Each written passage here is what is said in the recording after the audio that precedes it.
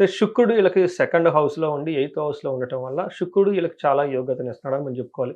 శుక్రుడు వాళ్ళ ఉన్న పొజిషన్ బట్టి మంచి యోగ్యతనిస్తున్నారు. అంతేకాకుండా శుక్రుడు వీళ్ళకి దృష్టి ఉండటం కూడా చాలా బాగుందనమాట. సెకండ్ హౌస్‌లో శుక్రుడు ఉండటం వల్ల ఎలాంటి లాభాలు జరుగుతాయంటండి కుటుంబం, సౌఖ్యం, ఆరోగ్యం, స్త్రీ సల్లాప యశత్కరం, దేహ సౌఖ్యం, వస్త్రలాభ, ద్వితీయ స్థానగో భృగురిద్దేశేత్ అని చెప్తారనమాట. దీన్ని బట్టిగా మనం చూసుకుంటే శుక్రుడు ఉండటం వల్ల ఏమవుతుంది, కుటుంబంలో చక్కగా హ్యాపీగా ఉంటారు. అంతేకాకుండా స్త్రీ సల్లాప యసత్కరం అని చెప్తున్నాం. అంటే లేడీస్ అయితే జెంట్స్, జెంట్స్ అయితే స్త్రీల వల్ల ఎక్కువగా ఆనందంగా గడిపే అవకాశం ఎక్కువగా ఉంటుంది.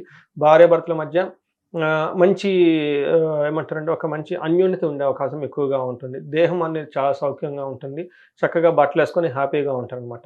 అయితే ఈళ్ళు ఎయిత్ హౌస్‌లో కూడా ఉండటం వల్ల టయానికి భోజనం మనం ఇందాక చూసినది మనకి ఫస్ట్‌లో ఏం చెప్పుకున్నామంటే భోజనం సరిగ్గా చెయ్యరని చెప్పుకున్నాం. అవును. అయితే శుక్రుడు దృష్టి ఉండటం వల్ల టయానికి భోజనం దొరుకుతుంది అని 2 చూపిస్తుంది. కాబట్టి ఈళ్ళు కొంచెం ఆలోచించుకొని చక్కగా ప్లాన్ చేసుకుంటే బావుంటుంది.